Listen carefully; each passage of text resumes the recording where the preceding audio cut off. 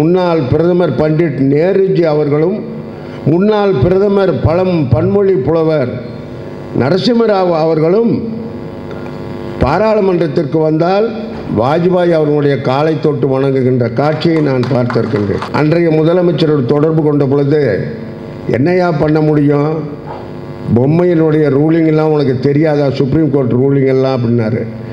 பொம்மையினுடைய ruling பொம்மைங்க, பார்லிமெண்ட்டில் செய்யக்கூடாத ஒரு வேலையை நான் செய்தேன். கிண்டல் செய்வது, மாக்கரி செய்வது, கேலி செய்வது என்பது பெரிய குடும்பத்தில் பிறந்த நீ இப்படியெல்லாம் செய்யலாமா? பண்டிட் நேருஜியினுடைய கொள்ளு பேரனா நீ? இந்த நிகழ்ச்சிக்கு பெருமை சேர்க்கின்ற வகையில் வருகை புரிந்திருக்கின்ற, என்றைக்கும் நீதி அரசராக இருக்கின்ற, சிம்பிள் லிவிங் ஹை திங்கிங் என்ற தத்துவத்திற்கு சொந்தக்காரர் நீதியரசர் பிரகாஷ் அவர்களே, பல ரிசர்ச் ஸ்டூடெண்ட்ஸுகளுக்கெல்லாம் குருசாமியாக இருந்து யூபிஎஸ்சி மெம்பராகி உலகம் முழுவதும் இன்றைக்கு Anna university students ruling the world ஆட்சி செய்கின்ற நிலையை தரமான கல்வி வழங்கிய நம்ம பெருமைக்கும் மதிப்பிற்கும் உரிய டாக்டர் பாலகுருசாமி அவர்களே,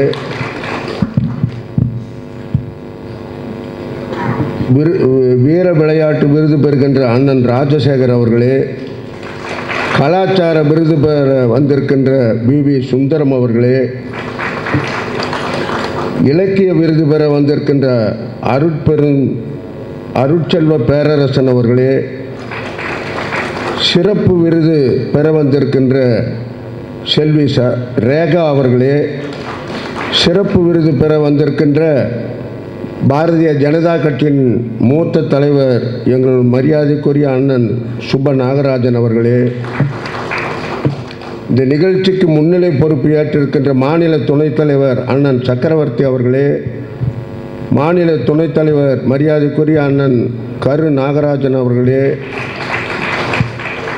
மாநில துணைத் தலைவர் மரியாதைக்குரிய நாராயணன் திருப்பதி அவர்களே, டால்பின் ஸ்ரீதர் அவர்களே, மாவட்ட பிரசிடென்ட் சாய் சத்தியன் அவர்களே, மாநில தலைவர் அண்ணன் குமரி கிருஷ்ணன் அவர்களே, மாநில மகளிர் அணி செயலர் பிரமிளா சம்பத் அவர்களே, முன்னாள் சட்டப்பேரவையினுடைய உறுப்பினர்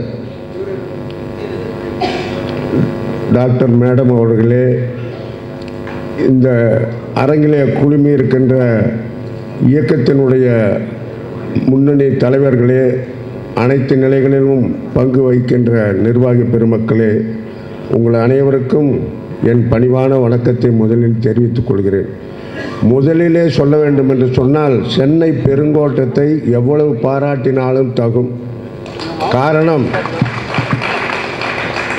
பாரத் ரத்னா அடல் பிகாரி வாஜ்பாய் அவர்கள் பிரதமராக இருந்த பொழுது நான் ராஜ்யசபா உறுப்பினராக இருந்து அவரோடு பணியாற்றிய பாக்கியம் எனக்கு கிடைத்திருக்கிறது. நான் ஒரு பாக்கியசாலி. இரண்டாவதாக, நான் மிகவும் மகிழ்ச்சியில் இருப்பதற்கு காரணம், நீதியரசர் பிரகாஷ் அவர்களையும் பாலகுருசாமியும் நான் சந்தித்ததில் எனக்கு தனிப்பட்ட முறையில் ஒரு சிறப்பான மகிழ்ச்சி எனக்கு கிடைத்திருக்கிறது. நல்லவர்களெல்லாம் பார்ப்பதே கஷ்டமாக இருக்கின்ற காரணத்தினால்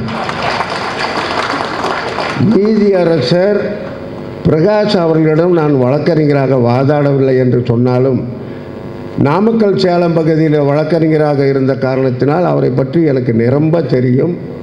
நான் ஏற்கனவே சொன்னது போல மிகவும் எளிமையானவர்.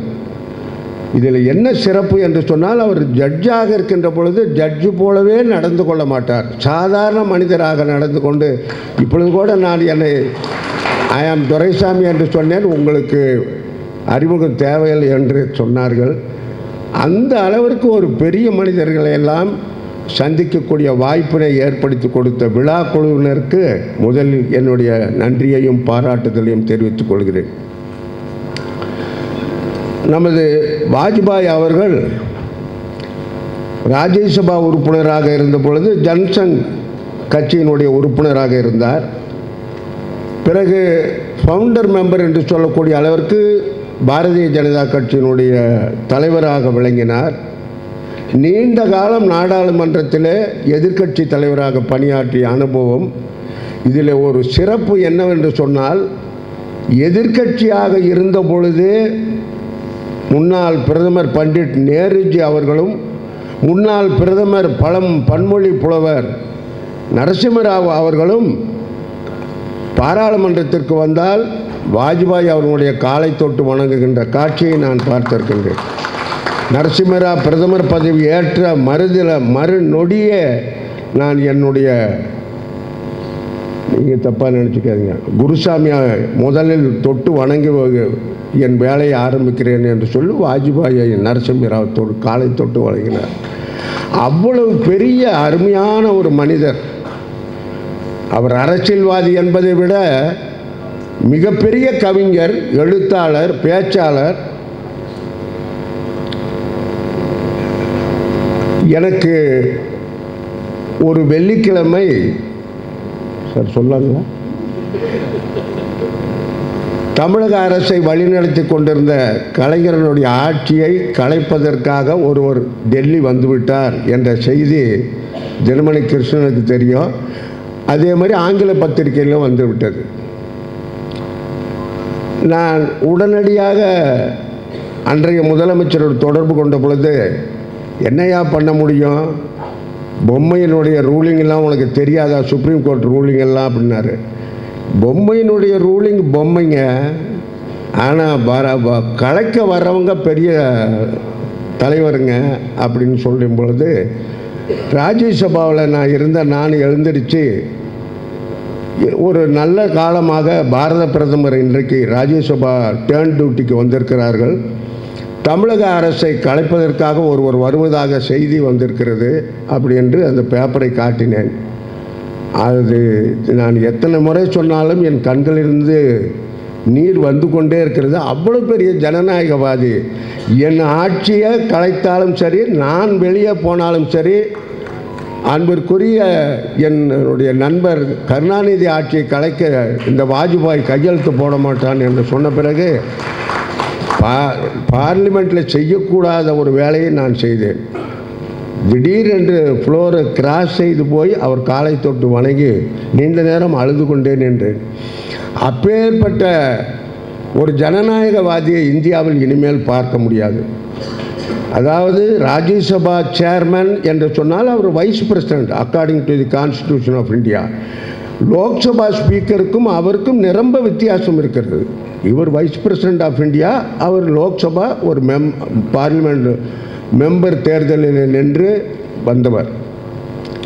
அவரையெல்லாம் கிண்டல் செய்வது, மாக்கரி செய்வது, கேலி செய்வது என்பது according to me it is a third rated politicians செய்வது.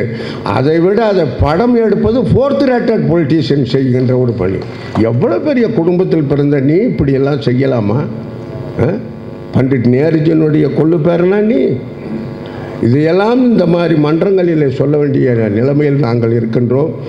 நீண்ட நேரம் நான் பேச வேண்டும் என்று இருந்தாலும் கூட நீதியரசர் டாக்டர் பாலகுருசாமி பேச்சையெல்லாம் உங்களோடு சேர்ந்து நானும் கேட்டு மகிழ்ச்சி அடைய இருக்கின்றேன். இந்த விழாவில் கலந்து கொள்கின்ற ஒவ்வொருவரும் இந்த மண்டபத்தை விட்டு போகின்ற பொழுது நாம் ஒவ்வொருவரும் இந்திய தேசத்தை காப்பாற்றக்கூடிய தியாகிகளாக வாழ்வோம் என்ற நிலையை, உறுதிமொழியை எடுத்துக்கொள்ள வேண்டும். அப்பொழுதுதான் வாஜ்பாய்க்கு நாம் செய்கின்ற புகழஞ்சலி. ஒரு 60 ஆண்டு காலம் இந்த தேசத்தினுடைய ஒற்றுமையும் கலாச்சாரத்தையும் பேசிய ஒப்பற்ற தலைவர் இனி இந்தியாவில் நாம் அவரை தவிர வேறு யாரும் பார்க்க முடியாது. பாரத் ரத்னா இந்த விருதுக்கு பெருமை அல்ல, அது வாஜ்பாய் அவர்களுக்கு கொடுத்ததுனால அந்த விருதுக்கு பெருமை சேர்த்தது என்பதுதான் என்னுடைய கருத்து. எனவே அவர் வழியிலே ஆட்சி செய்கின்ற பாரத பிரதமர் இந்தியாவின் வலிமையான பாரதமாக்குவதற்கு அவர் எவ்வளவு முயற்சி எடுத்துக்கொள்கிறார் என்று நமக்கெல்லாம் தெரியும். அவர் கை ஓங்குகின்ற வகையில் நாம் உறுதுணையாக இருப்போம். அதுதான் அடல் பிகாரி வாஜ்பாய் அவர்களுக்கு நாம் செலுத்துகின்ற புகழஞ்சலி என்று தெரிவித்து, இந்த நல்ல நிகழ்ச்சிக்கு என்னை தலைமையேற்க வாய்ப்பு வழங்கிய விழா குழுவினருக்கு மீண்டும் என் நன்றியையும் பாராட்டுதலையும் தெரிவித்து விடைபெறுகிறேன். நன்றி, வணக்கம். இந்த வீடியோ உங்களுக்கு பிடிச்சிருந்தா ப்ளீஸ் லைக் அண்ட் ஷேர் பண்ணுங்க. மறக்காம எங்க சேனலை சப்ஸ்கிரைபும் பண்ணுங்க.